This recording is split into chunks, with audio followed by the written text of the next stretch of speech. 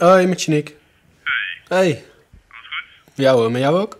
Ja, hoe is het thuis? Ja, op zich bevalt het wel, maar ja, ik zou eigenlijk vanavond wel uit willen gaan of zo. Dus ja, ik ga zo even kijken of dat hier ergens kan. Ja, leuk man. Ik spreek je ook wel. Ja, dat is goed hè. Oké, tot dan. Yo.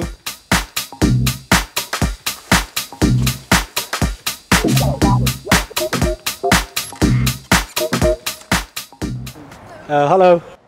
Ik ben hier net komen wonen en ik ben eigenlijk op zoek naar iets om uit te gaan. Is dat hier zo in de buurt?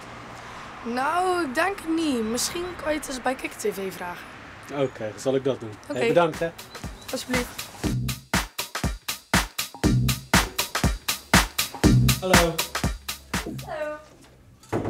Hallo. Ik ben Janiek en ik ben hier net komen wonen. En er is mij verteld dat ik hier misschien kon vragen of jullie misschien wat weten over uitgaansgelegenheden hier. Oké, ja, daar heb ik toevallig net een item over gelezen. Heb je misschien zin om mee te gaan filmen? Oké.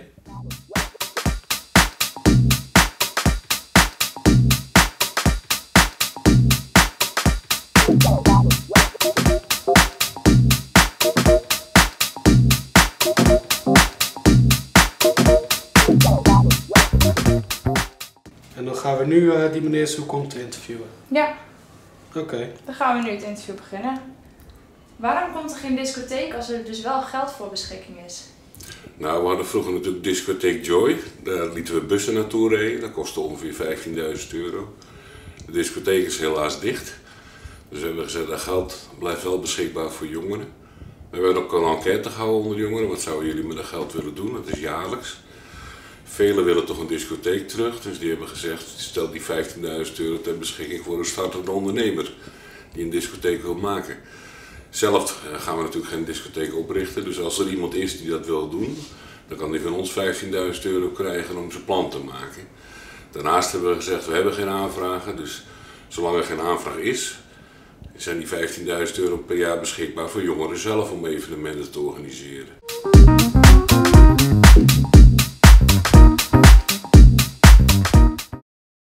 Zou je graag willen dat er een discotheek zou zijn hier? Ja, natuurlijk. Ik bedoel, er is hier nu weinig te doen. We hebben natuurlijk de Joy gehad, maar die is nou weg.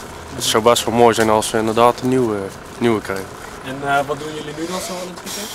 Ja, ik zoek het meestal buiten Zeeland op, Tilburg of zo, Breda. Maar soms gaan we ook naar Knokken of de Goese Duintjes, maar die is niet altijd open. Dus. Hebben jullie een idee misschien? Wat de gemeente zou kunnen organiseren voor de jongeren? Nou, misschien om een bepaalde tijd een evenement of zo. Ergens op een bepaalde plaats. Misschien dat dat wel... iets van een festival of zo. Ook wel grappig. Iedere maand of zo, of vaker zelfs. Ja. Het zou leuk zijn als er een evenement georganiseerd zou worden. Ja, dat zeker. Nou, zullen we het item dan maar online gaan zetten? Ja, dat is goed. Oké.